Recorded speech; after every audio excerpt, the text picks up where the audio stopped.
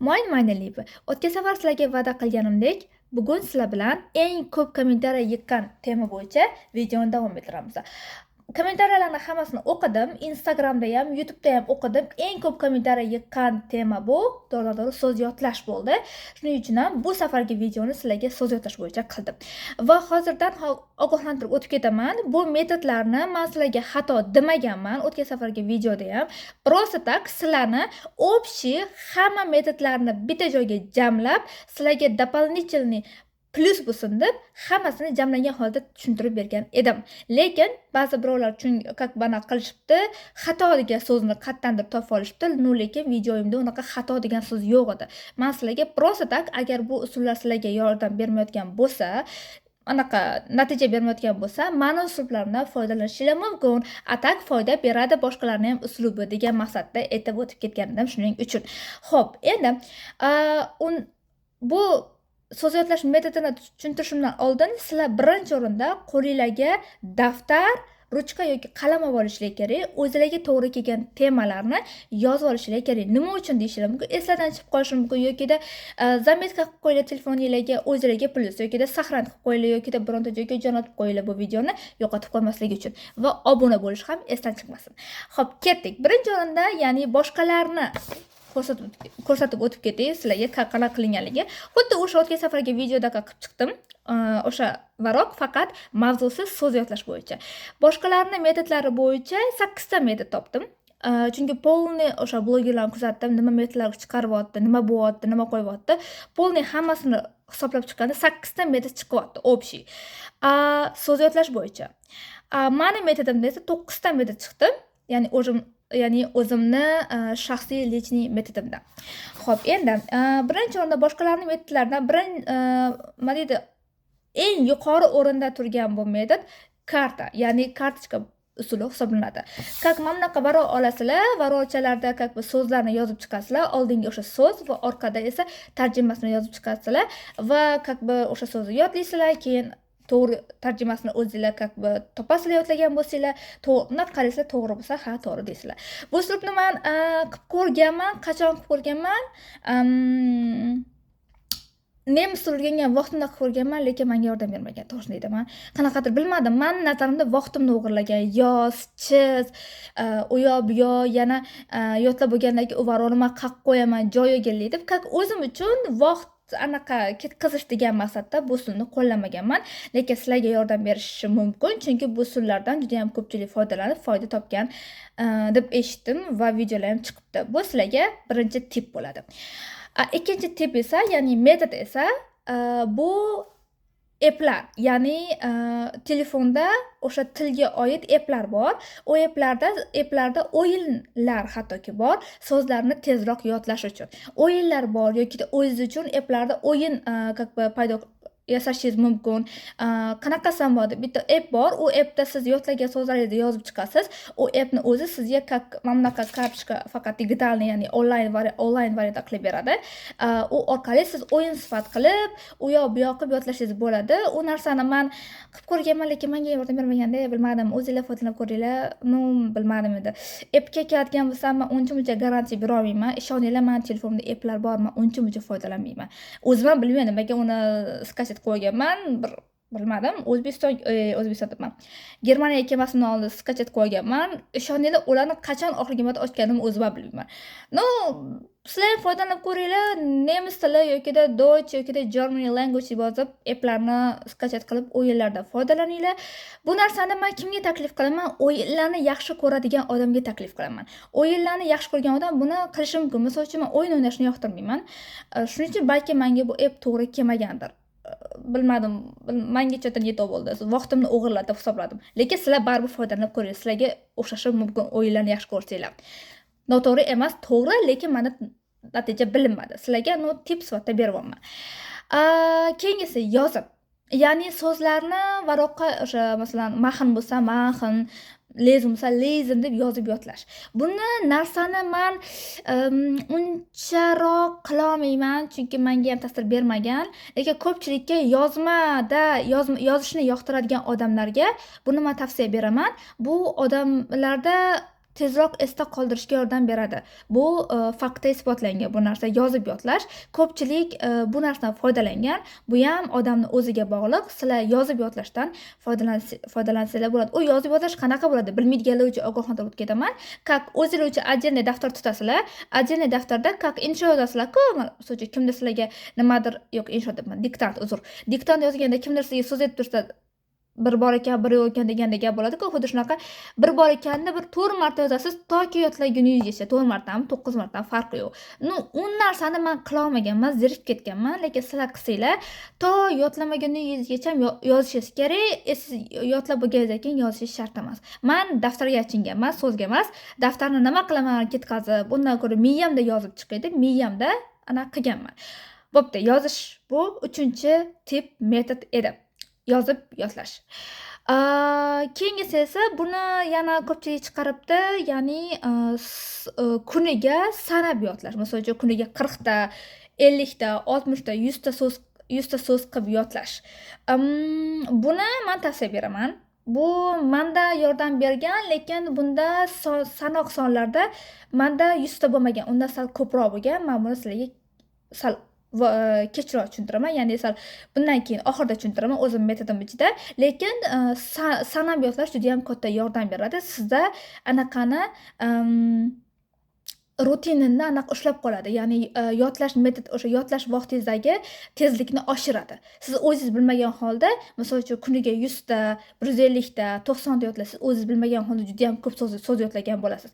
Agar sanamasdan yodlasangiz, unumi bo'lmaydi. Oxirida natijasi sal o'zingiz o'ylagandaqa chiqmaydi. Shuning uchun ham sanab yodlash sizlarga tavsiya beraman.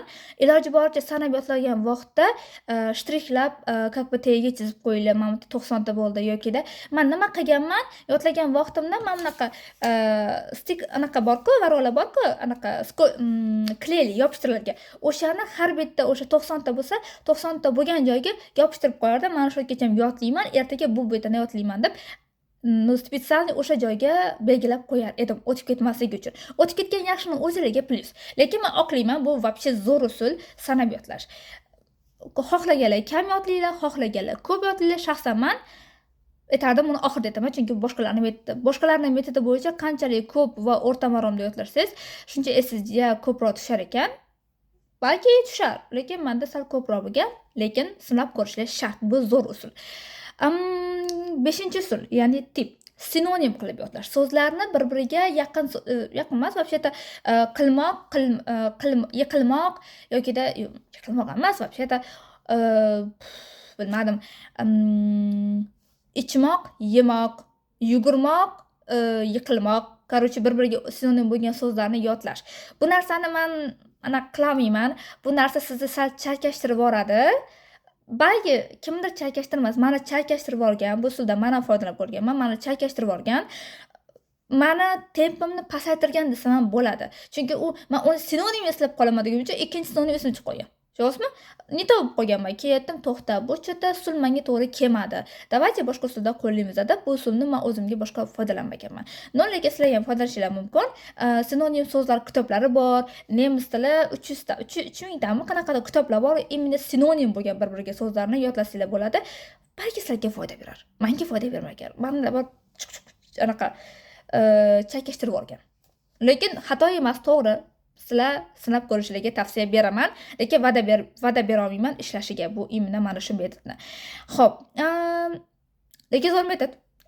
Xo'p, 6-metod bu. Bu narsani menimcha hamma til sohasidagi, nafaqat til sohasidagi, boshqa kasb sohasidagi insonlar hamma qiladi buni.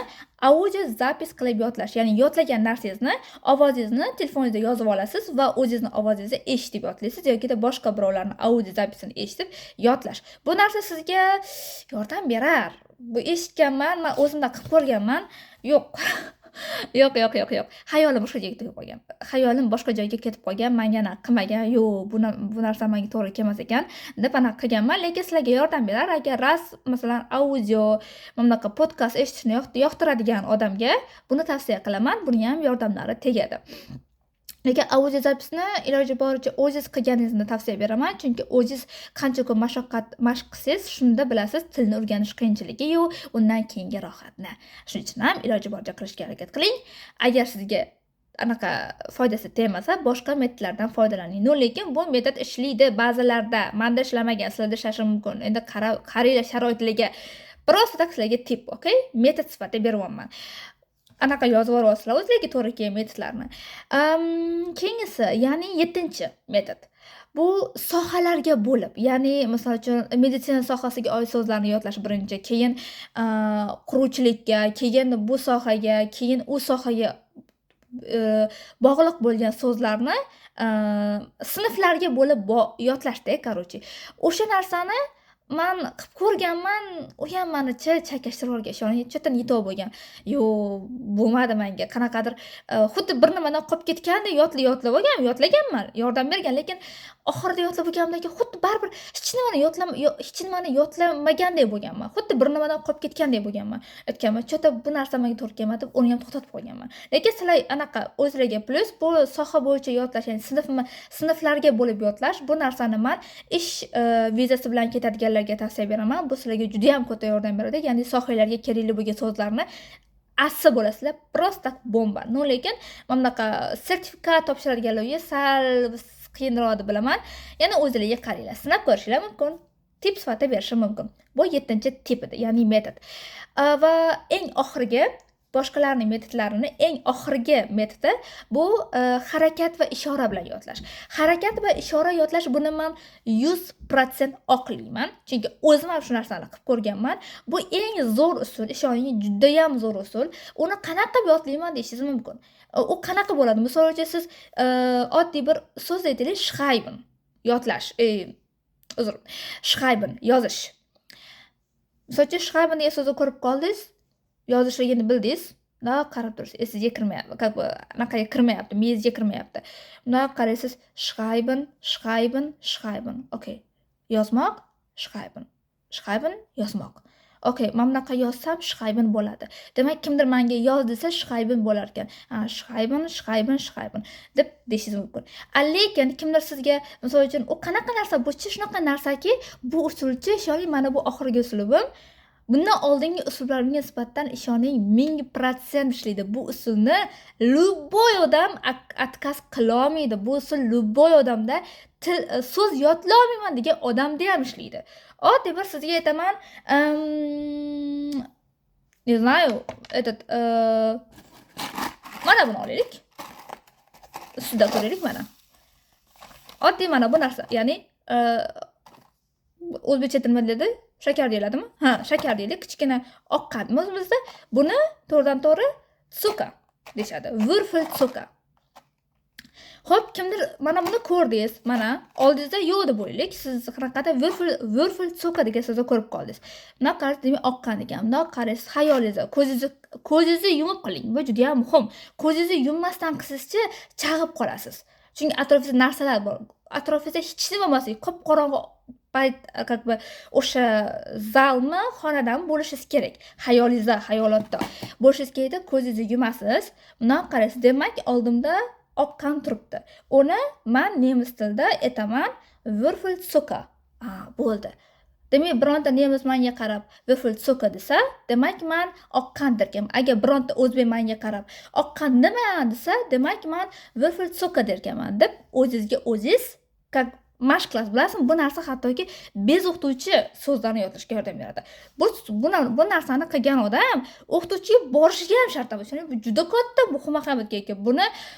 Buni hech kimchi qila olmaydi, negativ qila olmaydi. Siz bu narsani xohlagan tilingizda sining, xitoy tilida sinaysizmi, koreys tilida sinaysizmi, arab tilida sinaysizmi, bu narsa harakat va ishora любой tilda yordam beradi. U nafaqat nemis tili. Aytaman, nemis tili o'zi eng qiyin til. Shunda ham bu til menga, bu tilni o'rganishda mana shu harakat ishora juda ham yordam bergan. Faqat buni qilishda qop-qorong'u, hech nima bo'lmasa kerak atrofingizda. O'zingiz bilan o'zingiz gaplashishingiz kerak. Bu meni metodimga kiradi. Meni metodimga ham kiradi demoqchiman-da, как o'zim o'rgangan metodlarimga. Xo'p, bu ya'ni boshqalarning metodi tugadi va o'zimning shaxsiy metodimga keldik. Tayyorlab olsizlar, yozib oldinglar, boshqalarning metodi o'zlariga to'g'ri kelishligini. Endi meni shaxsiy metodimga o'tamiz. Xo'p, birinchi o'rinda bu buni O'zbekistonda uncha-muncha odamlar qilmaydi. Men o'zim kuzatganman. Buni chet elda, Yevropada talabalar ko'proq qiladi. Buni ko'rganman. Ya'ni oddiy varog'a mana. Varog' bo'lsa so'z yodlab olasiz. Oddiy bir mahnni eltdik. Mahn qilmoq. Mahn bo'lsa mana, qarang. Mahn mana qarang. Mana bu varog' bo'lsa, prosta chizasiz. Yozmaysiz. Mahn.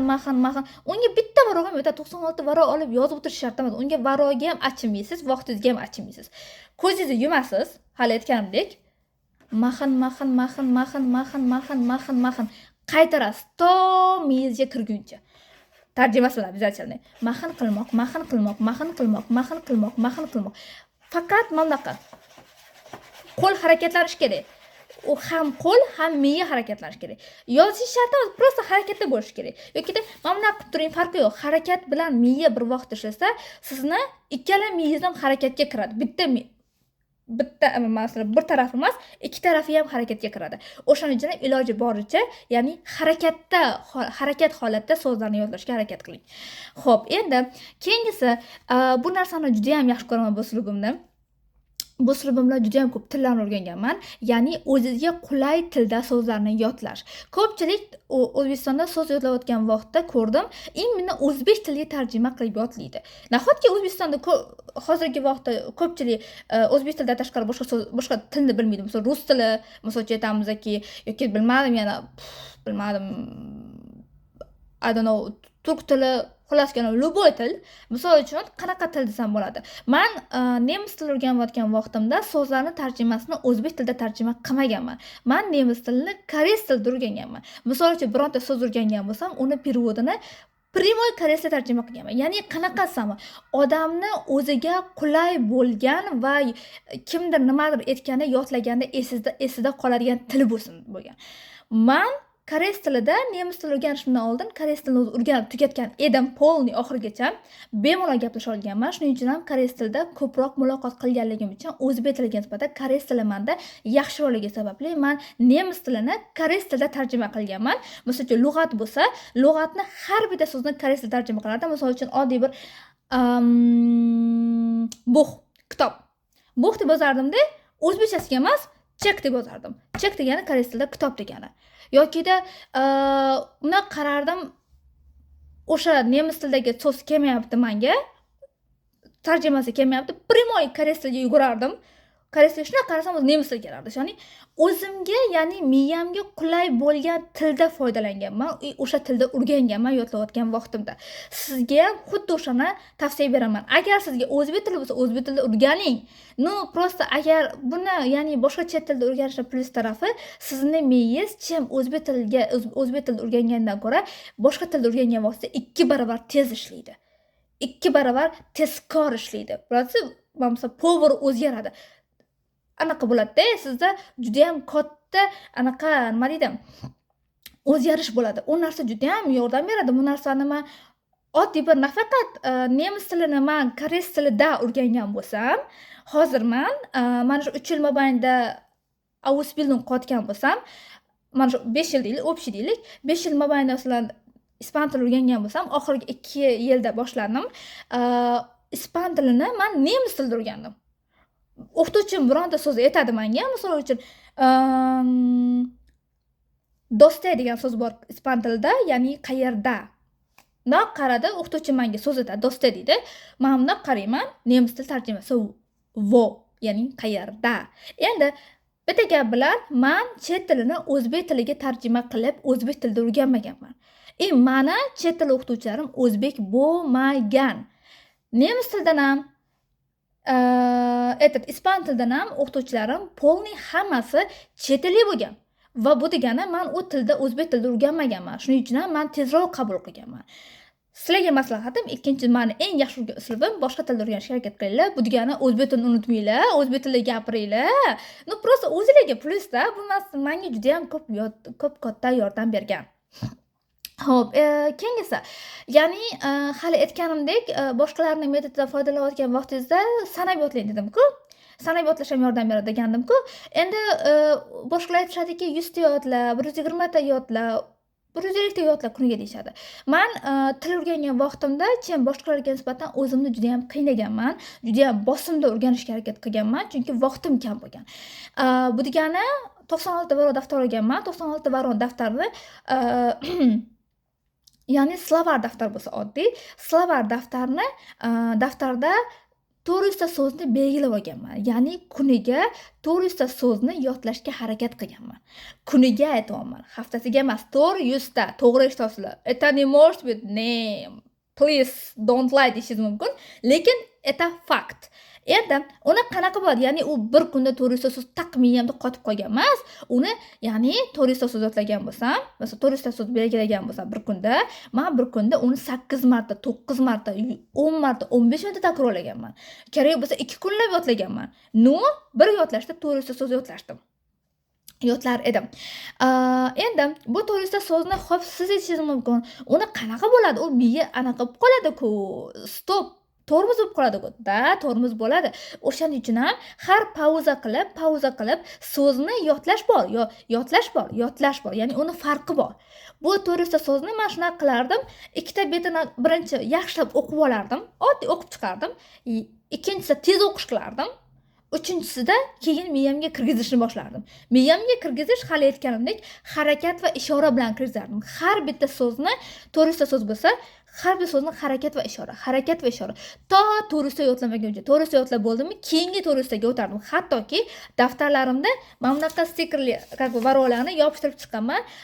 Adashmasam 96 varol daftarda 8 ta bo'ladi-da, 8 ta bo'lim bo'ladi. Agar adashmasam 400 ta so'zingiz 5 ta yoki 4 ta bet bo'lardi. Adashmasam esimda yo'q. Nechtadir bet bo'lardi, ko'p bet bo'lardi-da. Uni sanab chiqardim. Nechta bo'lardi? Esimdan chiqib ketdi. Uni sanab chiqardim. Menimcha 10 ta bo'larmidi? Bir 8 dan bo'lim bo'lardi. Yodlab ana qilardim, lekin u menga yordam bergan. Endi hop shuncha lug'atni siz qayerdan topgansiz degan narsa bo'lishi kerak. Aytasiz endi. Hop bu to'g'rimi, noto'g'riligini men qayerdan bilaman deysiz mumkin so'zlarni. Xo'p, endi buni nimasam bo'ladi? Birinchi o'rinda slovarni yodlashdan oldin yozish bor. Uni to'g'ri tarjima qilish bor. Men u qanaqadir slovarni отдельный как бы slovar bo'lib uni o'zingiz tarjima qilgandan qilmaganman. Men aytaman, o'zimni judayam bosimda saqlaganman til o'rganayotgan vaqtimda. Hozir sal anaqa entishpandaman. Shunaqa bosimda o'rganganman. Bu narsani hammaga ham aytmayman. Sabri yetganga, kuchi yetadiganga aytaman. Xohlaganlar qilsin, xohlamaganlar qilmasin. Shunaqa qilganman. Mana nemis tilida sertifikat bor, B1, B2, C1 bor. Koreys tilida topik bor, to'g'rimi? Xitoy tilida HSK bor. Oddiy bir nemis tilidan olaylik. Nemis tilida A2 ni olaylik. Yo'q, men sizlarga aytaman, men o'sha vaqtda o'zimni qiynaganman, B1 ni tekstlardan boshlaganman. Tasavvur qiling, A1 o'quvchisi B1 ni sertifikatdagi so'zlarni tarjima qilishni boshlayapti. Вот, что это? Deyishingiz mumkin. Lekin bu fakt. Bilmadim, nimaga o'zim shunaqa bo'lganman, tezroq o'rganishni xohlaganman. Men shunaqa tez o'rganishni xohlaganman. Menga yozishadi Instagramda, men tez o'rganishni xohlayman. Odam o'ziga o'zi qunt qilib o'rganmasa, boshqa birov aytgani foydasi yo'q. Aytaman, o'zim qiynaganman. Вот, tekstni olardim. Tekstni boshidan ipidan ignasigacha tarjima qilib chiqardim. Tarjima qilgan so'zim, misol uchun, aytamiz, tekst aytyapti, es gibt ein Mädchen. Mana bu oddiy bir gap. Es gibt ein Mädchen. So'z gap, to'g'rimi? Ko'rardim, lug'atni qanaqa qilganman. Lug'at xato bo'lishi mumkin degan so'z bo'lishi mumkin-da, fikr bo'lishi mumkin. Men telefondan ko'ra birinchi o'rinda lug'at kitob olganman. 3000 danlimi, necha ming dan kitob olganman. 30 mingdan bilmayman. Kitob olganman. O'sha kitobdan nemischa, o'zbekcha so'zlarni tarjima qilgan kitobni tarjima qilganman. Nima u? Misol uchun siz xo'p grammatikaligini qayerdan bilasiz? O'sha kitobda yozadi. U aslida grammatika, so'z bo'lib kelishi mumkin. Kitobda hamma narsa to'g'ri chiqadi, chim internetga nisbatan. Va har bitta so'zni tarjima qilib, daftarga tarjimasini yozib bo'lgandan keyin mana bitta tekst tarjima qilib bo'ldingiz, ipidan ignasigacha tarjima qilib daftarga bo'ldi, tushirib bo'ldi, yozib bo'ldingiz. Va daftarni bir varakayga o'sha tarjima qilgan tekstni, slovarlarni Biroz o'qib chiqasiz. Biroz ko'z yugurtirib chiqasiz. Nomiga o'sha so'zlar ko'z oldiga kelish uchun. Undan keyin yana tekstga qaytasiz. Tekstga qaytgandan keyin tekstni o'sha ko'z yugurtirib chiqqan so'zlaringiz orqali tarjima qilishni boshlaysiz. Ya'ni tekstni tushunishni boshlaysiz. Bilasizmi, bu tekstni birinchi tarjima qilish nimaga yordam beradi? Bilasizmi? Plus tarafi. Birinchidan, tekstda siz uni, ya'ni natijasini, oxirgi hikoyani nima bo'lib tugashiga qiziqasiz, agar tekst qiziqarli bo'lsa. Undan tashqari, tekstda agar so'zlarni tarjima qilib tushirsangiz va yana o'sha ko'z yugurtirib yana o'qisangiz, tekstni tarjima qilib chiqasiz-ku, ko'z yugurtirib chiqaringiz keyin tarjima qilasiz va undan keyin yodlasiz, ishoning, so'z 3 barobar esingizda qoladi. Birinchisi, siz tarjima qilgansiz. Es gibt degan so'zni slovarda turibdi, sizda bor degan so'z turibdi. Es gibt degani bor. Bor bo'lgan yoki bor. Endi es gibt demak bor ekan. Tekstda bor edi. Yodladingiz. Xullas, keyin shunaqa yodladingiz, keyin yodlab olasiz. Endi u qanaqa bo'ladi? Tekstdagi so'z sizga tasavvur olam qilishga yordam beradi. Menda bitta tekst bo'lgan, koreys tilida qilganman u tekstni. Iyon hada degan so'z bo'lganda, u foydalanmoq. Keyin shu yerda iyon hadani perevod taqasini chiqib qoldi. Shunday biroz taqasini chiqib qoldi. Qarab turib, voy, endi nima qilaman deganman. Shu joyda shuna tekst yugurdi, miyam to'xtadimi? Ana tekstda so'zda bor edi, tekstda iyon hada kak nimadirni ma'nosini bildirardi. Keyin tekstni sal miyam keltirdimda, foydalanmoq edi deb miyamga urdi. Bu tekstni ham tarjima qilish, ham slovarni yozib yodlash, yana o'qish.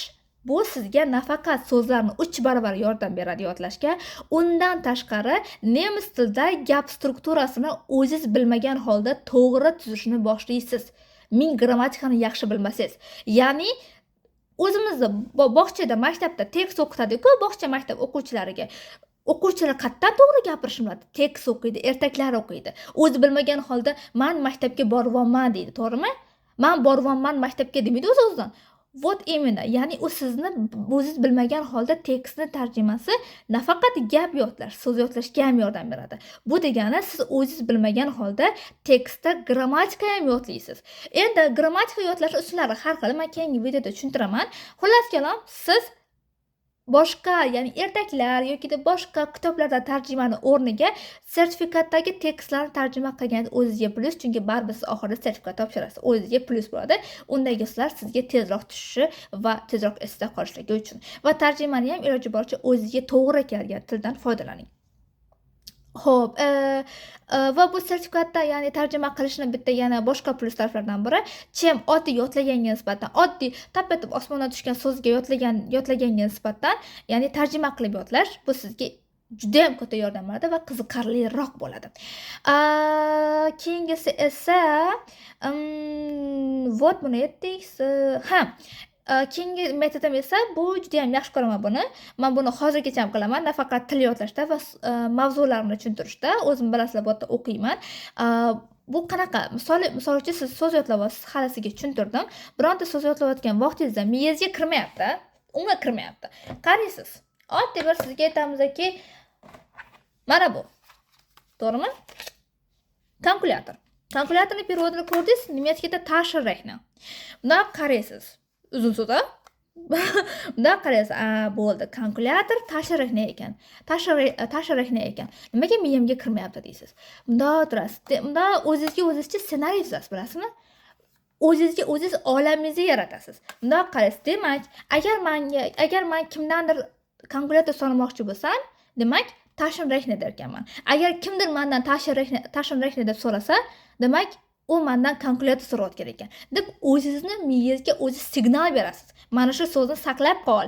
Kimdir mendan so'raganda va kimdir yoki men kimdandir so'raganimda kalkulyatorning ma'nosi shunaqa bo'lar ekan deb o'zingizga o'zi ssenariy tuzib, ya'ni savol berib yodlash. Bu narsa hattoki plus tarafi, chem birov bilan savol-javob qilib so'z yodlagandan ko'ra, o'zingiz bilan yodlaganingiz 100 barobar esingizga qoladi. Birov bilan yodlaganga nisbatan. Ishoninglar, men chunki hech qaysida birov bilan raqobatlashib so'z yodlab ko'rgan odam emasman. O'zim bilan o'zim suhbat qilib, hamma tilni o'rgangan odamman. Shuning uchun ham o'zimni opitimdan kelib chiqqan holda sizga aytyapman. Juda ham katta yordam berdi. O'zingiz bilan o'zingiz savol-javob qilib suhbat qilsangiz. Xo'p, keyingisi, ya'ni so'zlarni har kun takrorlash. Har aytgan to'g'risida so'zimni ham iloji boricha zerikmagan vaqtingizda ham takrorlang. Ishoning, to'g'ri miyangizga kirmasligi mumkin. Takrorlang, toki o'sha to'g'risida so'z miyangizga kirguncha takrorlang. Bo'ldi, miyamga kirdi desangiz, qolgan to'g'risida so'zni davom ettirishingiz mumkin. Lekin bu majburiy emas. O'zingizlarni qiynamanglar. Men o'zimni qiynaganman. Shuning uchun ham bilaman qanaqa qiyinchiligi yo'q, bilaman qanaqa narsaligini ham bilaman. O'ziga to'g'ri kelgan odam qo'llasin. O'zimni shaxsiy niyatimni sizlar so'radinglar, men aytdim, to'g'ri qabul qilasizlar, to'g'ri qabul qilmaganlar jim o'tiringlar. Iltimos, bu prosta sizlarga tip sifatida aytyapman. Vot. Va bu eng anaqasi, buni o'zi Instagramda aytdim, ko'pchilik tushunmadi. Xotira saroyi, Instagramda aytgan narsam bu xotira saroyi degan narsa bor. U o'zimizning miyamizda bo'ladi. O'shunaqangi narsaki, siz miyangizda oddiy bir uyda jihozlar, to'g'rimi? Shkaf, mebel, kompyuter deymiz. Xonaga kirasiz, shkafingiz qayerda, bilasiz. Kravatingiz qayerda, bilasiz. Ya'ni miyani ham siz o'zingizni xonangizga aylantiring. Shaxsiy hayotingizga, shaxsiy byurongizga aylantiring. Men xotira saroyi deb nomlaganman uni. Kimdir uy deb nomlaydi, kimdir bu deb bilmayman. O'zingizga shkaf yoki kiyim javoni qilib yoting. Bunaqa kiyim bo'lsin. Bu oddiy bir shkaf javonni ochasiz, mana bu kiyim imini balga, mana bu kiyim imini darsga, mana bu kiyim bilasiz, juda ham yaxshi bilasiz. Avtomatik miyangizga kiradi, chunki o'zi miya biladi shkafda nima bor, nima yo'q. Ya'ni miyangizni ham xuddi shunaqani taassurot qilib yarating. Miyangizga shunaqangi anaqa bering, signal bering, sizga miyangiz ishlasin, siz miyangizga emas. Miya aslida bizga ishlash kerak. Nimaga biz miyaga anaqa qilishimiz kerak? Miyaga biz buyruq beraylik. O'zi kelsin bizga. Vot. Misol uchun u qanaqa bo'ladi? Men miyamda har bir mana shu miya bo'lsa, miyamda shunaqangi eshiklar bor, ya'ni uycha bor, uychada turli xil eshiklar bor. Alohida eshiklar bor. Ya'ni u qanaqa? Tilga oid, kasbga oid, shaxsiy hayot, undan tashqari, ya'ni bilimlar. Tilga oid deganda u eshikning ichida eshik bor. Koreys tili, nemis tili, xitoy tili, rus tili, ingliz tili, o'zbek tili alohida eshiklar bor. Bironta so'z menga kerak bo'lsa, misol uchun kimdir menga koreys gapirsa, unda miyamga tak signal beraman, "Davay, u eshikni och, menga shu til kerak" deyman. Miyam shunday ochadi, ya'ni avtomatik so'zlab ketaman o'sha tilda. Undan tashqari, ya'ni kasbga keladigan bo'lsak, kasblarda ham, sohalarda ham o'rganayotgan vaqtida o'rganishingiz kerak bo'lgan narsalar bor-ku. Aytaman, anaqa kasb, mana shu kasbga oid menga ma'lumotlarni anaqa berdi, taqdim et deyman. Unda qarata bo'ldi, все ochiq foydalanishingiz mumkin. U как бы kompyuter kompyuterda fayllar bor-ku, faylni ochasiz, buyruq berasiz, kirasiz. Xuddi shunaqa narsa. Prosta bu narsa sizni boshda sal qiynaydi, toki o'zingizga moslashtirib olmaguningizcha bu narsaga erishgan odam ishoning, любой narsada yuqori o'rinda va doim perfekt bo'ladi. Bu sizlarga o'zimdan garantiya javob beradi. Vot. Eng oxirgisi, bu narsani juda ham ko'pchilik qiladi, taklif beradi, tavsiya beradi, hali esimga tushib yozish, ya'ni o'zingizga o'zingiz dars berish. Nima bo'ladi? O'zingizga dars berasiz, qanaqa? Ya'ni ko'pchilik doskadan qo'rqadi-ku, doskaga chiqishga, kimgadir tushuntirishga, o'shaning uchun ham iloji boricha bironta tema o'rgandingiz, yangi temani o'rgangan vaqtingizda o'zingizga o'zingiz ayting. Voy, men demak tema o'rganibman, vot habinni olaylik. Habin degan tema bor, nemis tilida. Bor bo'lmoq. Bundoq qaraysiz. Habin qanaqa so'z edi? Ha, demak bugun men habinni o'rgandim. Habin bor bo'lmoq ekan. Habindagi shaxslarga tushsam qanaqa bo'lar ekan? O'zingiz savol bering, dars o'ting, ishoning. O'zingizga o'zingiz dars o'tib, o'zingizni o'zingiz qiziqtiring. Ming birovga yalinib, iltimos, menga shuni tushuntirib ber deguningizgacha o'zingizga o'zingiz tushuntirib, o'zingizni vaqtingizni ham, o'zingizni pulingizni ham yutasiz, ishoning. Prosta tak, o'zingizni o'zingiz boyitasiz. Men o'zimni koreyslar xuddi shunaqa qilib boyitganman. Vaqtimni, pulimni boyitganman. Ya'ni o'qituvchiga bormasa o'rganganman. O'zingizlar bilasizlar, Instagramda aytganman. Shuning uchun ham men buni sizlarga tavsiya beraman. Mana bu sizlarga aytgan metodim bo'ladi. Endi metodlar bo'yicha agar bironta savollar bor bo'lsa, qaysi metod bo'yicha imini tushunarliroq, yanada mukammalroq tushunishni xohlasanglar, kommentariyada qoldiringlar va undan tashqari aytgandek ko'pchilik eski videoda blogerlarni nomini tashing, bizga blogerlarni qiling debsizlar. Men sizlarga iltimos qilib qolardim. Blogerlarni profilini xohlaganlar iltimos Instagramda mana shu video yoki oldingi videoni kommentariyasida yozib qoldiringlar, blogerlar deb.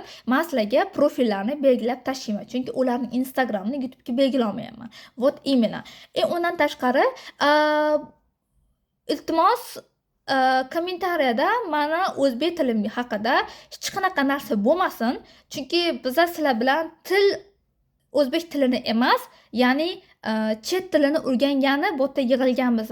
Agar o'zbek tilida chiroyli gapiradigan, o'zbek tilini o'rganmoqchi bo'lgan odam bu yerda bor bo'lsa, davaychi o'zbek tilini yuritadigan blogerning oldiga boringlar. Bu yerda nemis tili haqida gap ketyapti, chet tili haqida gap ketyapti. Shuning uchun ham mana o'zbek tilim haqida kommentariy bildiradiganlar, так что mana yaxshi gapini qilmanglar, kutmanglar. Men sizlarga hozir ogohlantirib o'tib ketyapman. Iloji boricha sizlarga chiroyli qilib tushuntirishga harakat qildim. Sizlardan kommentariy kutib qolaman video haqida fikringlar. Umid qilamanki yordam berdi.